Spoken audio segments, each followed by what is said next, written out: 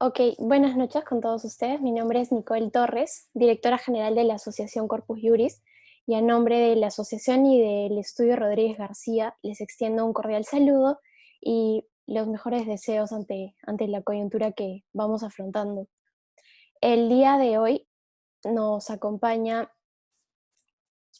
el día de hoy nos acompaña Gustavo Rodríguez, que va a llevar a cabo el webinar de lo bueno, lo malo y lo terrible de la guía de la publicidad para influencers de Indecopy. Gustavo Rodríguez es abogado por la Universidad Católica del Perú, la Pontificia Universidad Católica del Perú. Es magíster por la Universidad Austral de Argentina y doctorando en Ciencias Jurídicas por la Universidad Católica de Argentina. Ha sido Summer Scholar en el Co-Sandor Institute for Law y Economics de la Escuela de Leyes de la Universidad de Chicago y es socio en el Estudio Rodríguez García. Además, ha sido presidente de la Segunda Comisión Permanente de Ética del Consejo Nacional de Autorregulación Publicitaria. Le agradecemos de antemano por el tiempo y el tema brindado. Por favor, a lo largo de la presentación les voy a pedir que apaguen los micrófonos y una vez finalicemos la misma presentación, vamos a proceder con el espacio adecuado para que puedan brindar las preguntas que puedan tener. Gustavo, te damos el pase. Hola, ¿qué tal? Buenas tardes, ¿cómo están? Es un gusto poder estar con ustedes el día de hoy conversando sobre la guía de publicidad para influencers de Indecopy. Estoy realmente honrado de la invitación y es un gusto estar con ustedes el día de hoy. Les agradezco por estar conectados un día sábado a esta hora. Es un horario ciertamente complicado, pero haremos el esfuerzo de hacerlo lo más entretenido que sea posible. Bueno, vamos directamente con la historia. El año pasado se eh, difundió esta guía de Indecopy orientada a dar pautas respecto de cómo debería conducirse la publicidad de los denominados influencers, o creo yo, denominados con mayor precisión generadores de contenidos. En realidad esta palabra influencer es un poco eh, polémica, ¿sí? Y es cierto que la guía es importante en tanto ejercicio pedagógico, y en esto quiero empezar diciendo una cosa positiva de Indecopy. Indecopy en la gestión actual, la gestión del doctor Ivo Egliuffi, presidente del Indecopy, si algo ha caracterizado a esta gestión, y es algo positivo, es el esfuerzo que creo que ha tenido en el ámbito pedagógico, en el ámbito formativo. Han realizado muchas capacitaciones, muchos talleres, han sido muy proactivos en el tema de lineamientos, han sacado guías sobre programas de cumplimiento, han sacado guías como la que el día de hoy nos ocupa, y creo que eso es muy saludable, y no podría no mencionar esto. Sería muy mezquino de mi parte que yo no mencione eh, esta tarea tan bien desempeñada, creo yo, por Indecopy en la gestión actual. Dicho eso, dicho eso, eh, sería deseable que, por supuesto, todos los productos desarrollados por Indecopy sean precisos, claros y que realmente sirvan al propósito de dar lineamientos claros y fáciles de seguir. Creo yo que no es el caso de la guía de publicidad para influencers, y espero compartir con ustedes algunas ideas del por qué creo yo que esta guía tiene varias cuestiones que deberían hacernos repensar el papel que posiblemente se le dé a este tipo de publicidad en particular por parte de la autoridad competente. Si podemos ir a la primera hoja de la presentación, por favor. Quisiera empezar con algunas generalidades que no son derecho, ¿sí?, pero que son importantes para entender el contexto de la publicidad sobre influencers o generadores de contenidos. Lo primero, empezar con la tipología de influencers. Existen muchos tipos de influencers y debo decir también que existen muchas categorizaciones de influencer. Yo lo que he puesto en pantalla, ustedes lo pueden apreciar allí, es simplemente la categorización, diríamos, más difundida.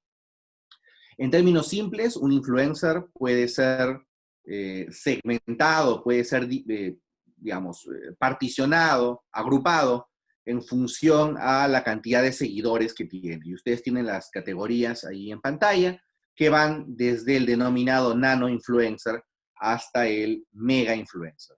El mega influencer podrá ser un mega influencer puro, o un celebrity influencer si es que además es un famoso que tiene una gran cantidad de seguidores. Y ustedes pueden ver allí cuáles son los seguidores. A partir de 1000 seguidores ya podemos empezar a utilizar esta expresión influencer. ¿Okay? 1000 seguidores, empezamos desde lo más bajo de la pirámide con la denominación de nano influencer, y luego iríamos subiendo hasta el mega influencer. Todavía no, por favor. Gracias. Y noten ustedes en esta segmentación, que si bien es cierto, existe un número ascendente de seguidores en la medida que nos vamos moviendo hacia la categoría del mega influencer, también se va perdiendo un poco el denominado engagement, es decir, esta relación personal, esta conexión personal que pretende establecer el influencer, el generador de contenidos con su audiencia, de alguna manera se va difuminando. Fíjense ustedes, un nano influencer, una persona con pocos seguidores, naturalmente puede darse el lujo de tener un contacto más o menos personal con su audiencia. Entonces, es un influencer bastante atractivo. Si bien es cierto, no tiene los millones de seguidores, pero es un influencer muy atractivo para algunas marcas porque tiene una conexión muy íntima, si se quiere, con la audiencia. Entonces permite establecer, armar, estructurar algunas campañas publicitarias que pueden ser realmente persuasivas y que pueden generar un resultado bastante bueno para la marca que apela a estos influencers. En la medida que vamos subiendo hacia una persona más pública, digámoslo así, por supuesto, la capacidad de viralizar, es decir, la capacidad de llegar potencialmente a más personas, va incrementándose, pero el engagement se va reduciendo, porque claro, es un influencer que no va a tener la posibilidad de entrar a una comunicación mucho más directa con la audiencia. Un celebrity influencer llega de manera masiva a un montón de personas, pero las probabilidades, digamos, de que entre a una comunicación de tú a tú con un seguidor son muy reducidas. Entonces, existe una relación aquí en el mundo de los influencers entre el seguidor, ¿sí?, y el engagement. Tener pocos seguidores no es necesariamente mala palabra. Un influencer de pocos seguidores puede ser un influencer muy atractivo por el engagement que genera. Y al mismo tiempo, un influencer que tiene muchísimos seguidores podría ser un mal influenciador en la medida de que no puede establecer ciertas comunicaciones personales con su audiencia. Siguiente, por favor, ahora sí. Lo primero, he querido mostrarles nada más alguna información que puede ser útil para ustedes. Aquí hay unos rankings de influencers determinados o seleccionados en función a sus categorías, en función a los rubros, por ejemplo, belleza, si es Instagram, en qué red social, si es un newcomer, es decir, si es que es un nuevo influencer, y con su engagement estimado, ¿sí? Si vamos a la siguiente, por favor, tenemos más cuadros, más información allí, celebrities profesionales, en función otra vez a las redes sociales, y un reconocimiento, esta es una data un poquito antigua, pero un reconocimiento a los que en ese momento eran, digamos, nuevos influenciadores para el rubro específico de tecnología. Ok, esto es la cuestión general en torno a los generadores de contenido. Siguiente, por favor. Vamos ahora sí a la guía. ¿Qué es un influencer? La guía de Indecopy nos plantea un concepto. Permítanme leer muy brevemente el concepto y vamos directamente a mi preocupación en torno a este concepto. Dice la guía de Indecopy: Un influencer es una persona o personaje que cuenta con cierta credibilidad sobre un tema determinado y que dada su capacidad de convencimiento, sin perjuicio de la cantidad de seguidores, puede convertirse en un componente determinante en las decisiones de consumo de los consumidores que realizan en el mercado. Esta es la definición de influencer o de influenciador que la guía de Indecopy utiliza. Mi impresión es que es una muy mala definición. Todavía no, todavía no. Es una muy mala impresión, es una muy mala definición. ¿Y por qué digo yo que es una muy mala definición? En primer lugar, esto de que cuenta con cierta credibilidad. ¿Cómo se determina la credibilidad de un sujeto? Un influencer puede tener millones de seguidores y no por ello tiene credibilidad.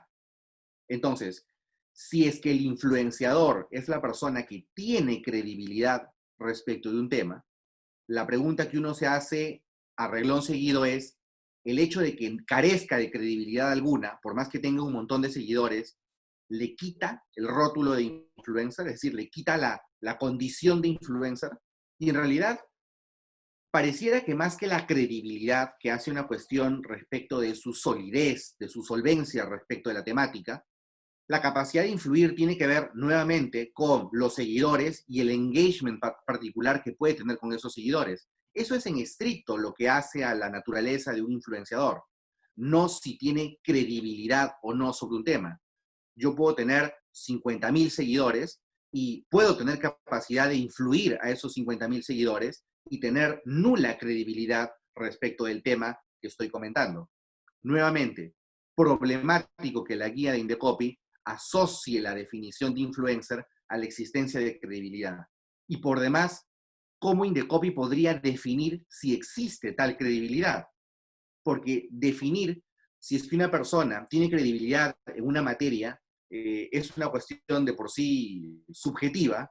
Es especialmente peligroso que la autoridad se siente a hacer el trabajo de definir cuán verosímil es el discurso que está empleando un influencer. La verdad que no existe ninguna pauta, ninguna medida, ningún lineamiento, ninguna regla que nos permita tener luces de cuándo para el funcionario Indecopy una persona va a estar dando un discurso, va a estar emitiendo un discurso de manera solvente, con credibilidad, o por el contrario, simplemente está haciendo una expresión abierta que nadie tomaría en serio. Eso es número uno, problemático. Número dos, el típico problema de la mayoría de lineamientos que trata de generar Indecopy y de algunas de las leyes, en este caso la ley de competencia desleal, incurre en el mismo pecado, que tienen unas redacciones muy poco precisas. Entonces luego dice, sin tener en consideración necesariamente el número de seguidores, ¿no? El número de estos. Así lo menciona expresamente la guía. Ustedes lo pueden ver en screenshot, en copy-paste, tal cual, no le he editado absolutamente nada a lo que la guía dice. Bueno, sin tener en consideración necesariamente la cantidad de seguidores, no significa que no se tiene en cuenta la cantidad de seguidores, y tampoco significa que sí se tiene en cuenta la cantidad de seguidores. Significa que no necesariamente se tiene en cuenta. La pregunta que todos ustedes se harían es, ¿cuándo se tiene en cuenta y cuándo no se tiene en cuenta? Y por supuesto, la guía de Indecopy dice absolutamente nada sobre el tema. Entonces, ¿qué significa sin tener en consideración necesariamente? La verdad, Dios sabrá qué significa eso, porque uno se rompe la cabeza tratando de entender qué cosa han querido decir ahí en la guía, y la verdad que parece es simplemente una estrategia retórica de la persona que redactó esta guía para tratar de, no sé, lucir como que estaba dando un concepto bastante técnico y preciso, cuando en realidad parecía que no le quedaba muy claro realmente qué cosa es un influencer o quién es un influencer. Eh, por supuesto que el número de seguidores importa, sin duda, lo hemos visto y por eso les mostré la categorización. Posiblemente el error, esto es una especulación mía, ¿no? Pero posiblemente el error de la guía tenga mucho que ver con las fuentes que ha recogido para desarrollar este concepto. Y no quiero entrar a un asunto que puede ser bastante extenso, pero claro, si se analiza con detenimiento las inspiraciones en términos de lineamientos y guías de otros países que han sido usadas para desarrollar esta guía propia de Indecopy, es explicable que se incurra en estos errores, o por lo menos, no diríamos errores, en estas vaguedades, creo yo, innecesarias, porque el propósito de una guía es dar claridad. Y si algo no hace este concepto, es dar claridad. Siguiente, por favor. Ahora bien, entrando ya directamente a la regulación del comportamiento del influencer, debemos distinguir varios escenarios. Un influencer en estricto puede ajustar su comportamiento a alguna de estas 4 categorías que ustedes pueden ver en pantalla. Me voy a referir a todas y cada una de ellas, al menos un poquito, para que se lleven información sobre cada uno de estos temas. ¿Okay? Pero en términos simples, un influencer puede ser un vocero de la marca, ¿sí? Yo decido hacerle publicidad, bueno, soy convocado por una determinada marca para hacerle publicidad a esa marca. Entonces, yo emito una serie de declaraciones en mis redes sociales, por ejemplo en Instagram, ¿sí? hago declaraciones, pero esas declaraciones que yo hago no son relatando, por ejemplo, una experiencia propia como consumidor de ese producto. Por ejemplo, no soy el diseñador de la comunicación publicitaria que se está emitiendo, simplemente estoy repitiendo las expresiones que la propia empresa, la propia marca diría respecto de su propia oferta. Entonces, en estricto, es un vocero. Este supuesto es interesante. Cuando un influencer actúa como vocero, la propia definición lo dice, es como si el propio anunciante estuviera hablando, ¿sí? Entonces, por ejemplo, si a mí me convoca una marca, digamos, no sé, imagínense cualquier marca, Nike, ¿sí? Me convoca para hablar bien de sus productos, y hablo bien de sus productos, y sigo el guión, sigo el discurso que Nike me ha dado, y yo hago toda la parafernalia, ¿sí? En esos casos, el anunciante, es decir, la persona natural o jurídica en cuyo interés se realiza la comunicación publicitaria, es ciertamente Nike. Yo, influencer, yo, influenciador, no soy la persona en cuyo interés se hace la comunicación publicitaria, y las alegaciones que yo estoy haciendo en mi post en alguna red social son las expresiones de la propia marca, porque la propia marca me dijo qué decir, ¿sí? En esos casos se aplica la regla general de atribución de responsabilidad si es que hay un problema con la comunicación.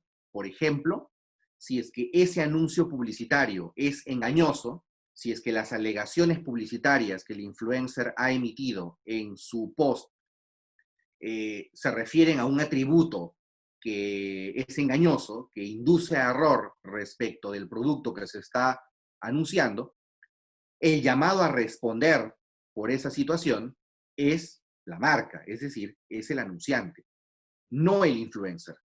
Para que quede claro, no existe en nuestra ley de represión de la competencia desleal ninguna posibilidad de imputar al influencer responsabilidad a título de influencer. El influencer podrá en algunos escenarios ser responsable de manera directa en tanto actúe como algunos sujetos que ya vamos a ver enseguida. Pero el influencer como tal, como influencer, no puede ser merecedor de una eventual sanción. En el primer supuesto que estamos conversando, influencer que sigue el guión, sigue la pauta de la marca, hablando bien del producto en los términos en que ha sido instruido por la marca, y esto es lo normal, de hecho, es lo que ocurre frecuentemente. El que va a responder, les decía, por cualquier violación a los principios aplicables a la actividad publicitaria, es el anunciante, no el influencer. Es decir, si yo, marca Nike, le encomiendo a un influencer que diga una cosa y eso que finalmente se dice por instrucción de la marca, ¿no? Y eso que finalmente se dice induce a error, Nike, como anunciante, tendrá que, en mi ejemplo, ¿no? Tendrá que asumir la responsabilidad de las alegaciones engañosas del influencer en publicidad. Este es el escenario más común, digámoslo así.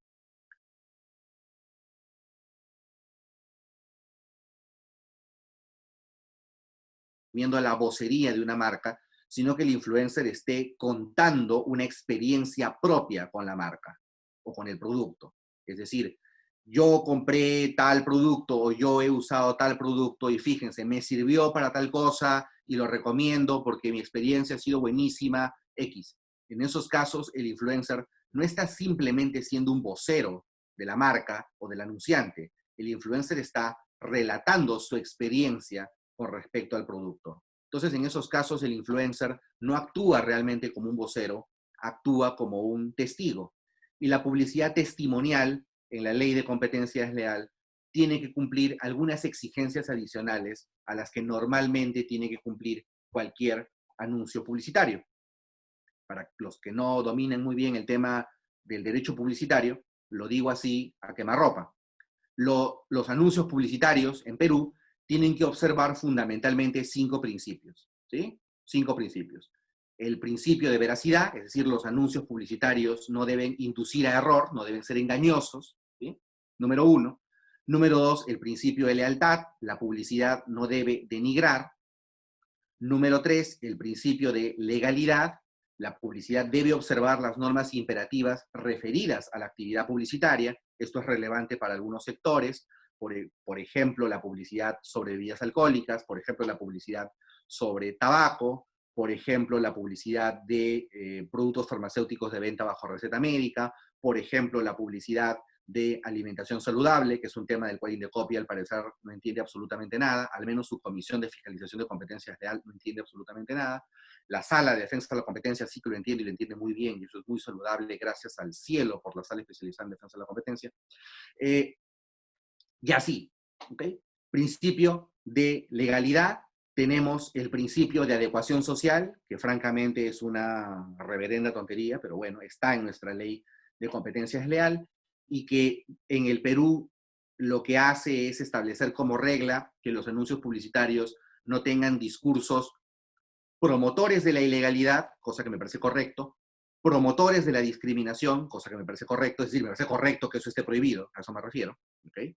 Y hay un cachito allí que se refiere a la prohibición del fomento o del incentivo a comportamientos antisociales, que es algo muy peligroso, que no está en la ley de represión de la competencia desleal, pero que fue incorporado en el Código de Protección y Defensa del Consumidor, que entró en vigencia en octubre del año 2010. ¿Qué significa esto de incentivar o promover conductas antisociales? Bueno, el día que alguno de ustedes lo tenga claro, me avisa, porque la verdad que yo no lo tengo claro. Es uno de los primeros temas que me puse a investigar en derecho publicitario hace muchísimos años, y francamente cada vez me quedo más confundido de la cuestión. Por suerte, Indecopi creo que ha entendido que es un supuesto muy peligroso, y debo decir que al menos en los últimos años, luego de una primera época turbia, en los últimos años lo vine aplicando de manera muy, muy sensata. ¿Ok?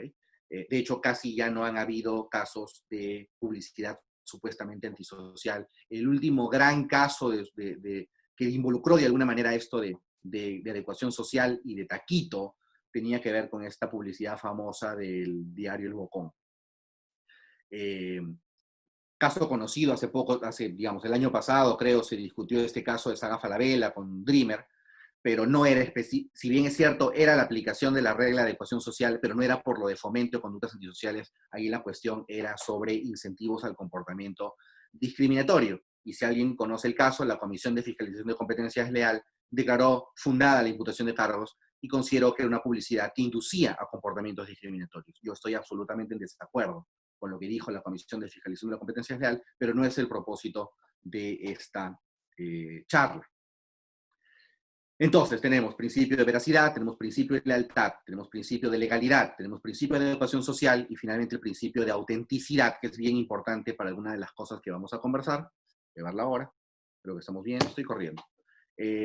Principio de autenticidad, que básicamente exige que los anuncios publicitarios sean reconocidos como tal. O sea, que la publicidad pueda ser reconocida como publicidad por parte del público. El ejemplo típico de violación de principio de autenticidad sería lo que ocurre con los publireportajes. Cuando ustedes abren un diario y parece que es una nota neutral escrita por el medio de comunicación, pero en realidad es un anuncio contratado. Entonces, claro, el nivel de confianza que el público puede depositar en algo que parece ser una nota neutral y no contratada es distinto a si es evidente de que esto es publicidad. Entonces, claro, hay una suerte de defraudación no por el fondo, que es el caso de engaño, sino de defraudación por la forma. ¿Sí? Es un poco la idea del principio de autenticidad.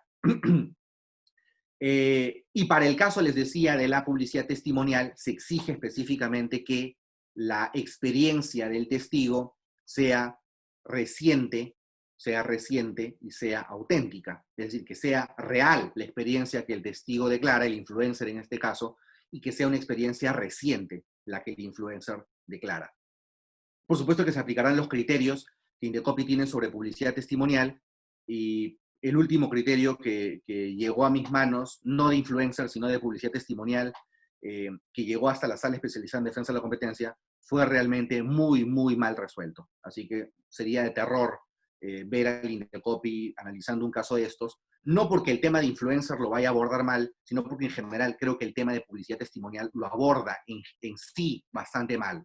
Pero bueno, el tercer supuesto, que es el influencer como agencia de publicidad, es decir, el influencer cuando él o ella dan el servicio de diseño, de configuración del anuncio publicitario, y en ese supuesto sí podría haber un tema de atribución de responsabilidad. Y finalmente, cuando el influencer es un medio de comunicación. Y en Perú, los medios de comunicación pueden tener un nivel de responsabilidad para cuando se violan normas de difusión, por ejemplo, si se vulnera el horario de protección al menor, por ejemplo. Siguiente, por favor. Entonces, vamos directamente al tema. En Perú, muy pocos lo saben, pero igual lo digo, en Perú tenemos un caso resuelto y finiquitado de publicidad que involucró a influencers. En pantalla tienen a Thalía Echecopar, y este fue el caso Skip. No fue discutido ante Indecopy. El primer caso de publicidad para influencers fue resuelto por CONAR, por el Consejo Nacional de Autorregulación Publicitaria. Muy interesante el caso. Se cuestionaba el carácter engañoso de la declaración de Thalía Echecopar en su red social.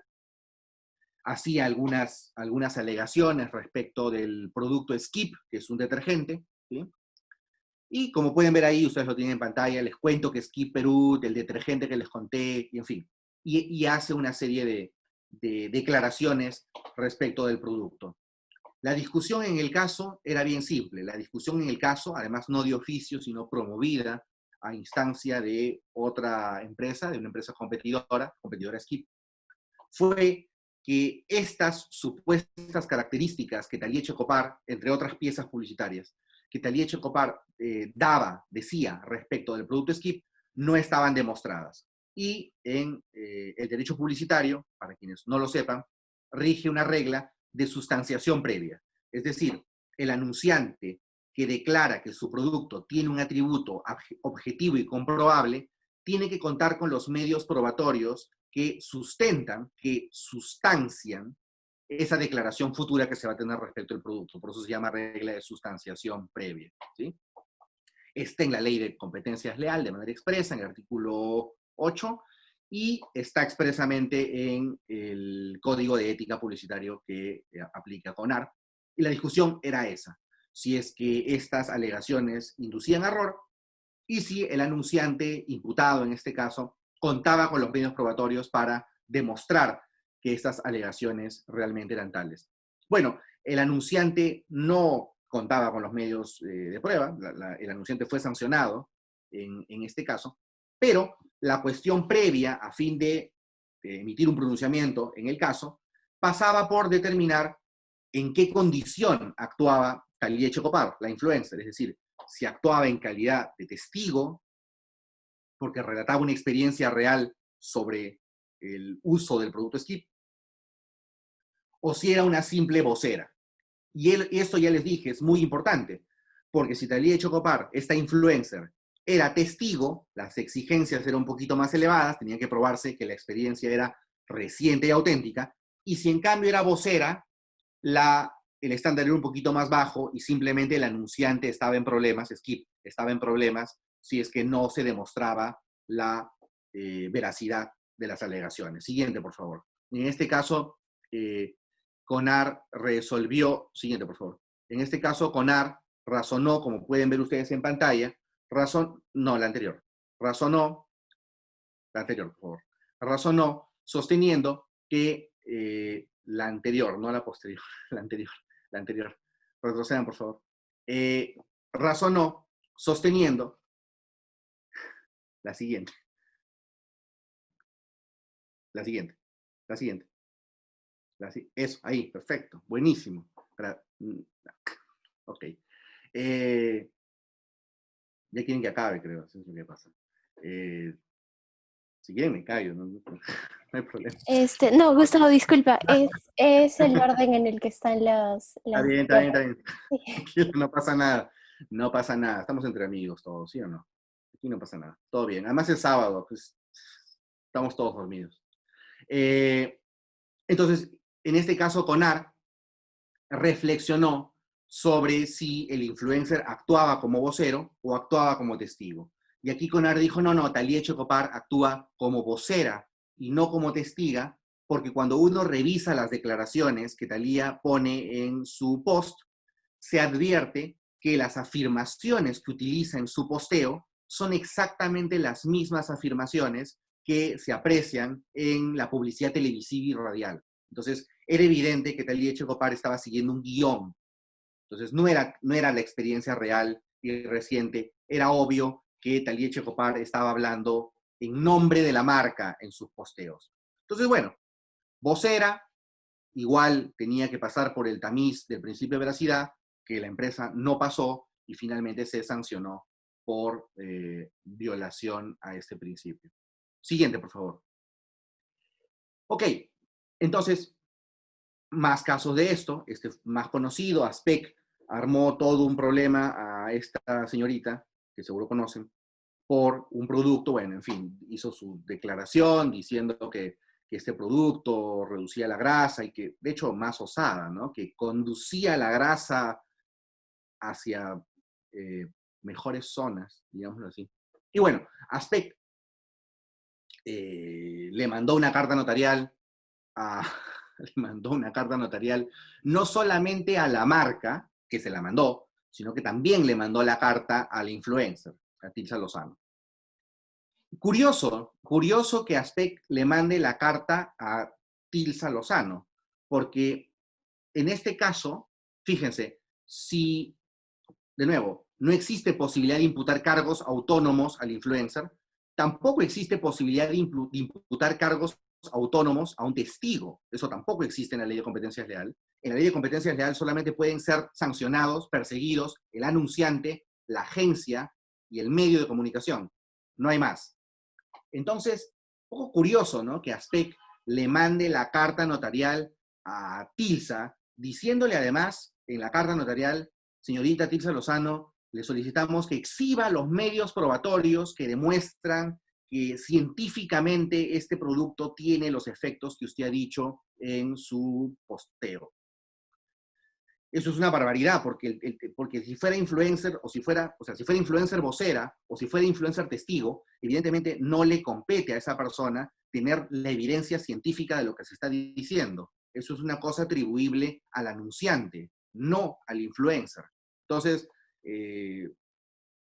bueno, me imagino que Aspec quería mandarle pues su carta a Tilsa, no sé, me imagino que debe haber sido eso.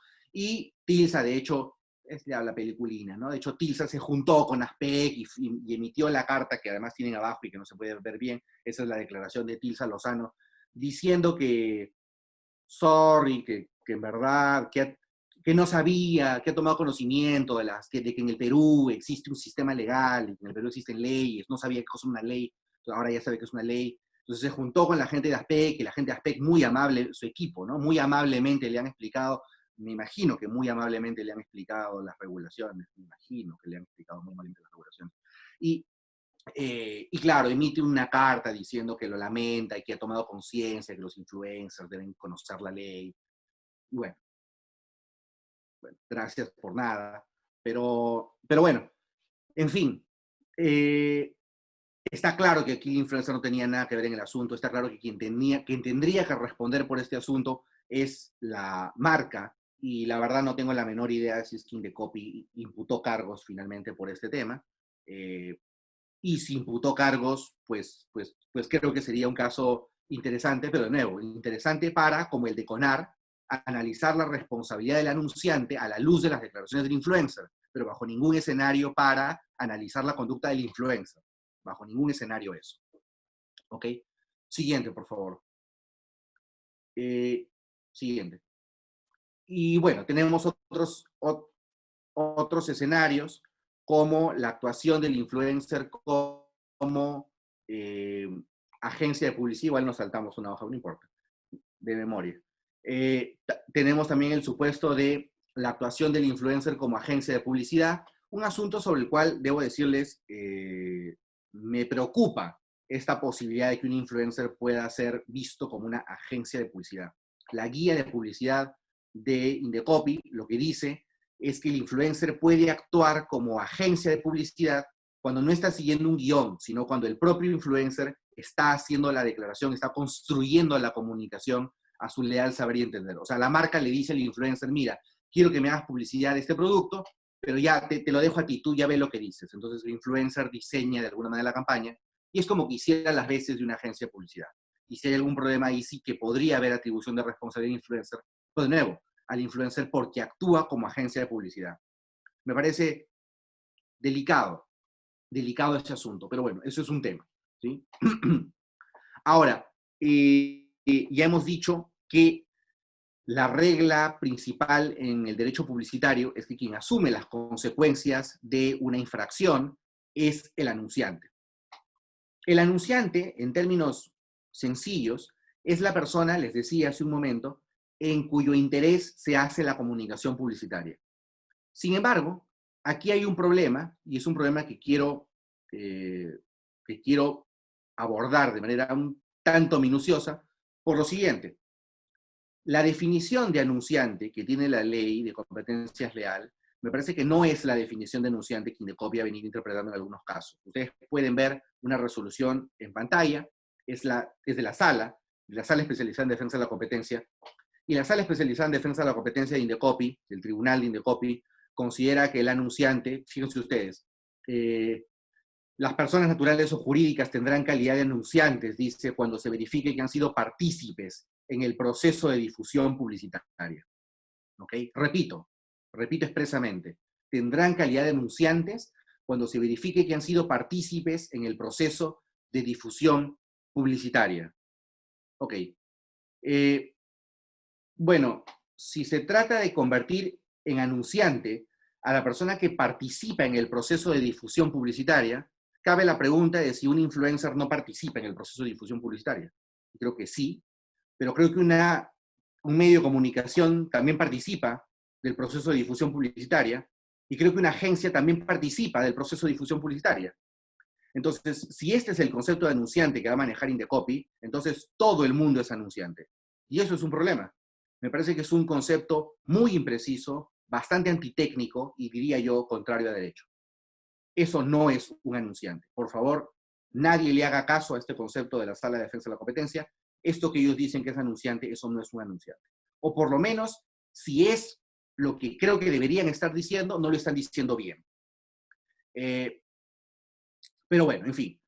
¿Por qué es preocupante esto? Insisto, porque bajo una interpretación muy extensa de esta definición de anunciante, uno podría convertir al influencer en un anunciante bajo el argumento de que participa en el proceso de difusión publicitaria y motiva transacciones para satisfacer sus intereses comerciales. Evidentemente, motiva transacciones y satisface sus intereses, porque el influencer no lo hace gratis, ya sea que porque recibe dinero o porque tiene una contraprestación en especies, porque hay canje o por algo por el estilo, es evidente que satisface sus intereses comerciales, no son intereses altruistas. Con lo cual, siguiendo la definición exacta de anunciante que ustedes tienen en pantalla en el numeral 26 de esta resolución del 2016 de la Sala de Defensa de la Competencia, me parece que cualquier persona sería potencialmente un anunciante, y eso me parece absolutamente grave. Es más, tomando como base este concepto de anunciante, uno podría comprender lo que está ocurriendo en otras jurisdicciones, por ejemplo, en el jurado de autocontrol en España, ¿ya? En donde ya han sancionado a alguna persona por el solo hecho de taguear a una marca, una persona que no tenía ninguna conexión con la marca, simplemente la tagueó. Es como que yo tengo un producto que me gusta y lo subo a mi Instagram y etiqueto a la marca, porque quiero llamar la atención de la marca, y la autoridad dice, no, estás haciéndole publicidad a la marca y no le has revelado a la gente que esto es publicidad. Ya hubo un caso de eso, insisto, en España. La pobre chica que fue involucrada en el asunto, la influencer, digamos, dijo una y otra vez: "Sí, pero es que yo no tengo ninguna relación con la marca. Ni la marca me paga, ni la marca me da canje, ni la marca me hace hacer unbox, nada. Yo no hago nada para la marca". Lo que le preguntaron es: "Entonces, ¿por qué etiquetas a la marca?". Y la respuesta fue: "Bueno, porque obviamente quiero llamar la atención de la marca". ¿Me siguen? Es como que yo no soy influencer de nadie, pero quiero llamar la atención de una marca porque creo que puedo hacer un buen trabajo difundiendo el producto. Entonces, lanzo un post y etiqueto a la marca para llamar la atención. Si eso va a ser publicidad comercial sancionable y yo me voy a ver involucrado por el hecho de etiquetar una marca y van a decir que eso es publicidad de la marca, esto es un despelote total, ¿no? Eso todavía no ha ocurrido en Indecopy, ojalá que no ocurra en Indecopy, porque si ocurre en Indecopy, bueno, si ocurre en Indecopy, pues lo vamos a chancar como corresponde, cuando corresponda. Ojalá que no ocurra, ¿no? Siguiente, por favor. Ok, y bueno, acá tienen otra vez parte del problema. Si ustedes miran la definición de medio de comunicación social en la ley de competencia desleal, medio de comunicación social es persona natural o jurídica. Ojo aquí, un medio de comunicación social puede ser una persona natural, ¿sí? Yo puedo ser medio de comunicación en nuestra ley de competencia desleal. Medio de comunicación social, persona natural o jurídica que brinda servicios en cualquiera de sus formas, a través de las cuales es factible difundir publicidad, de manera personal o impersonal. Ok, una persona natural que brinda servicios para difundir publicidad. Pregunta: una persona que puede, que sirve, que se usa para difundir publicidad, ¿no es partícipe del proceso de difusión de la publicidad? Que es lo que dijimos hace un momento.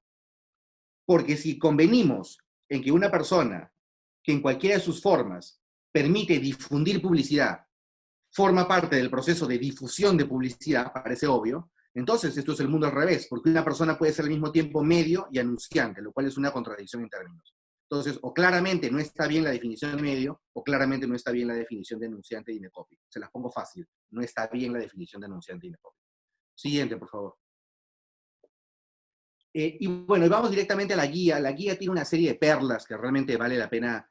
Podríamos pasarnos, yo ya es, si es 8 para las 7, podría pasarme honestamente horas de horas de horas poniendo en manifiesto lo mala que es la guía, pero realmente mala, o sea, mala con ganas.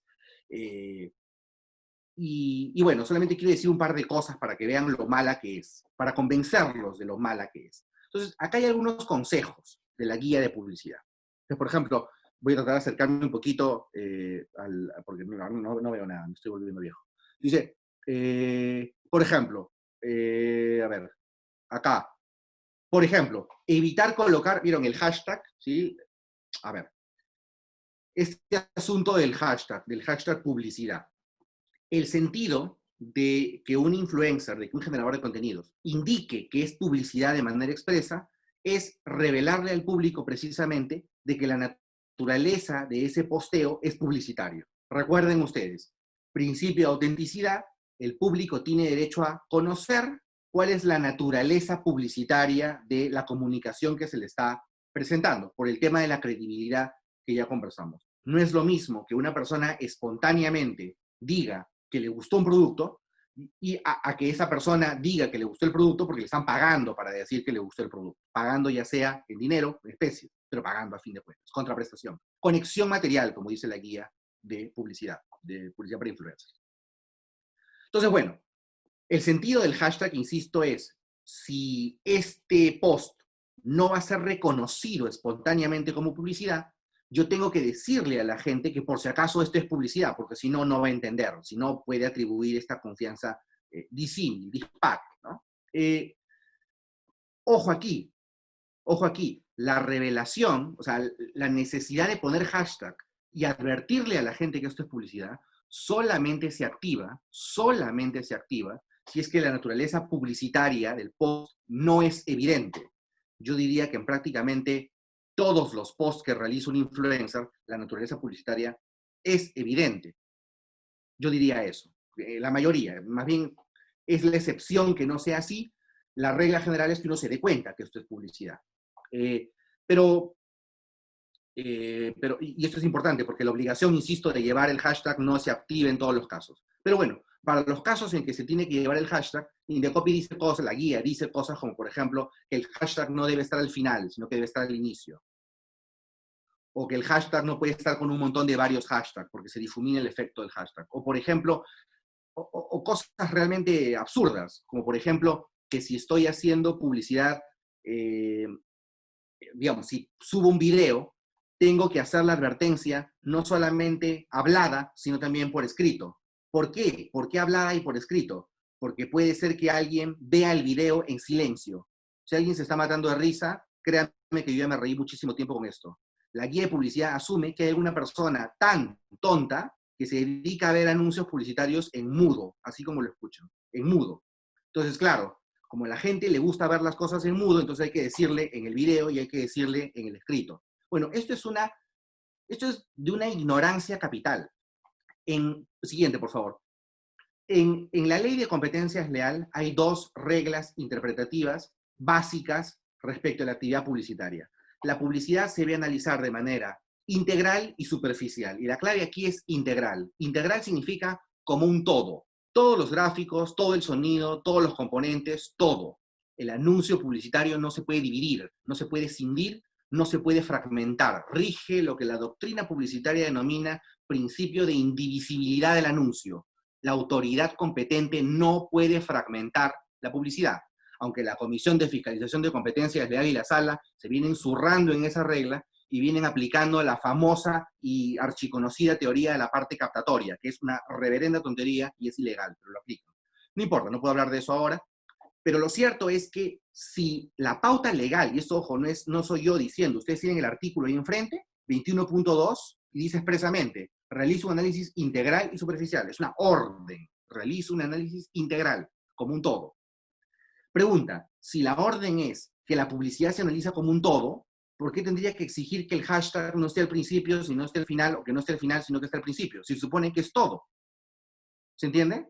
¿O por qué tendría que estar tanto arriba como abajo? Si está arriba, es suficiente. ¿Por qué? Porque se analiza como un todo. No analizarlo como un todo implicaría retirar el sonido del anuncio publicitario. ¿Y eso qué cosa es? Es fragmentar el anuncio. ¿Y eso qué implica? Violar la ley de manera expresa. Me parece que la guía publicitaria de influencers viola de manera expresa, viola es poco, pisotea la ley de represión de la competencia desleal en su artículo 21.2, cuando se impone la obligación de analizar de manera integral y superficial el anuncio publicitario. Siguiente, por favor. Siguiente. Bueno, bueno, eso. Y si ustedes, bueno, siguen leyendo la guía, por supuesto, se toma la osadía de dar consejos a los influencers y dar consejos a los anunciantes, y por supuesto da unos consejos genuinamente de replay, que en verdad yo los aliento a revisar la guía de publicidad, porque les prometo que una si se sienten mal, si están deprimidos, una sonrisa debiera suscitar en ustedes alguna de las cosas que dice esta guía, ¿no? Por ejemplo, bien osado que, por ejemplo, en recomendación para los influencers, se diga, fíjense, se diga expresamente, acá lo puedo ver, asegura que lo pusieron, no, en la de anunciantes, fíjense ustedes, dice acá, en el 3, en el tercero, establece un guión para el influencer. Establece un guión para el influencer. Miren lo que está, ojo, miren las implicancias de lo que está diciendo Indecopy. Indecopy está diciendo que las marcas le den un guión al influencer. Entonces, si las marcas le dan un guión al influencer, entonces el influencer ya no es realmente un influencer. Convertimos a todos los influencers en voceros de las marcas. Entonces, se acabó la publicidad de influencers. Lo que quieren es que el influencer sea un actor pagado en dinero o en especies de las marcas. Entonces, es curioso que la guía de publicidad por influencers trate de plantear la muerte de la publicidad por influencers en Perú. Bueno, eso es lo que tengo que decir. Les he corrido un montón, les agradezco muchísimo. Gracias. Quedo a la orden de preguntas. No, nuevamente, muchas gracias, Gustavo. Ahora vamos a habilitar la opción de las preguntas. El que tenga dudas puede establecerlas por el chat o levantar la mano.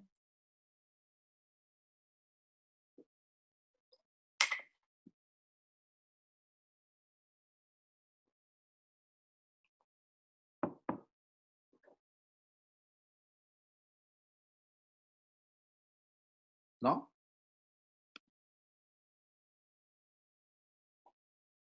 De repente me dicen que repita todo.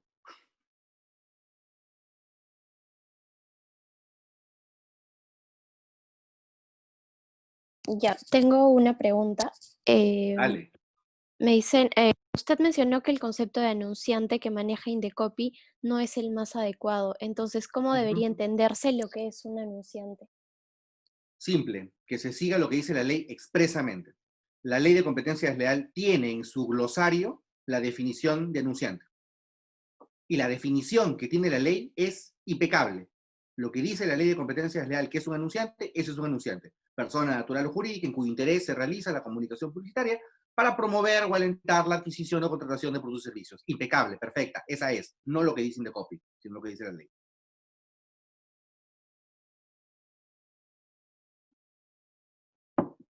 No tiene nada que ver con que se participe en el proceso de difusión, eso es una piedra.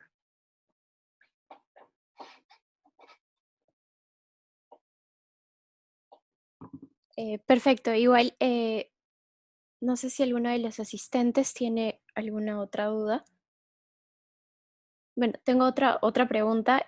¿Cuál sería el riesgo de que se anuncie en redes mis preferencias? De que se anuncien en redes sus preferencias, en que, Claro, o sea, digamos, que le gusta algo, esa es la pregunta, o sea, que le gusta un producto o un servicio, eso es. Bueno, exacto, el sí. riesgo, bueno, el riesgo concreto es que se aplique esta regla que yo comentaba, que no, Indecopy no la tiene todavía, no puedo ser injusto, todavía, espero que nunca la tenga. El riesgo es que se aplique el criterio que les comentaba de autocontrol en España, que por el hecho de yo expresar una suerte de respaldo voluntario a una marca, la autoridad diga, ah, ya, entonces como hay una suerte de respaldo a la marca, entonces ya es como si existiera comunicación publicitaria y presumimos que existe conexión material. Pareciera que la guía nos debería hacer respirar tranquilos porque habla de conexión material y conexión material es que medie contraprestación, de nuevo, en dinero o en especies. Dicho sea de paso, eso es un problema, porque la guía de publicidad sobre influencers dice, cuando exista conexión material, o sea, esto, beneficio en dinero o en especies, se atribuye responsabilidad, pero a ver, podría ocurrir que una marca me dé un producto para que yo lo pruebe, con lo cual hay un canje allí, y que yo salga en mi Instagram hablando del producto, pero hable pestes del producto. ¿Me siguen? Podría ser. Entonces, por más que exista conexión material, difícilmente se puede presumir que yo he emitido una declaración en beneficio del anunciante. Hay que tener cuidado allí. También hay un problema técnico en la guía de publicidad para influencers. Creo que se emocionan un poco al momento de abordar el asunto. Ok, otra pregunta. Oscar Arias dice, ¿qué tanto grado de imperatividad tiene la guía para influencers o solo son una serie de sugerencias que podemos omitirlas si deseamos? Mm, la pregunta del millón de dólares. Ok, imperativa, nada. O sea, la guía de publicidad para influencers no es una norma. De hecho, los influencers siempre pudieron, o sea, siempre estuvieron comprendidos dentro del alcance de la ley de competencias leal. La ley de competencias leal tiene todas las normas necesarias para ocuparse de estos asuntos. Indecopy, bueno, Indecopy emite esta guía porque Indecopy dice que la emite para dar claridad. Ya les dije que yo tengo mis sospechas sobre eso. Yo creo que lo digo así con todo el respeto que puedo decirlo. Me parece que fue más una estrategia para la Cámara, pero bueno, esa es mi opinión. Eh, pero bueno, imperatividad no, nula. Imperatividad nula, porque no es una norma jurídica. Ahora, arreglón seguido. Si no es imperativa, la pregunta es magnífica. Si no es imperativa, o sea, si no es una norma jurídica, ¿qué tanto puedo moverme de la guía de influencers? Y delicado, ¿no? Porque si te guía, por eso es que digo que estas estrategias son de peligro, porque te muevas o no te muevas de la guía, al final quien va a decidir en el caso concreto es la Comisión de Fiscalización de la Competencia Desleal o la Sala Especializada en Defensa de la Competencia en segunda instancia. Entonces, ¿qué tanta predictibilidad te da la guía? Relativa, porque puede ser que cumplas la guía a cabalidad y la comisión te diga, no, no, no, infringiste la norma, o puede ser que te escapes de la guía y la comisión diga, no, no, me parece lícito. Entonces sí, bueno, no, es el mundo al revés. Perfecto, muchas gracias. Tenemos otra pregunta de Felipe Fernández. ¿Qué A ver, a tipo ver, de a ver. alcance podría tener la acción de cesación en contra del influencer Si, por ejemplo, fuese un influencer testigo, ¿tendría sentido interponerla en su contra? No, es una buena pregunta. No, contra el anunciante. Siempre contra el anunciante. Siempre contra el anunciante en ese supuesto de publicidad testimonial, porque sería un caso de publicidad testimonial realmente, más allá de que sea un influencer o no. Y bueno, y el Indecopi, por supuesto, tendría plenas facultades para dictar eventualmente hasta medidas cautelares y cuando se resuelva, por supuesto, la medida correctiva que corresponda. Como ocurre en cualquier caso de derecho publicitario. Pero no, no tendrías que pedirle nada al influencer realmente.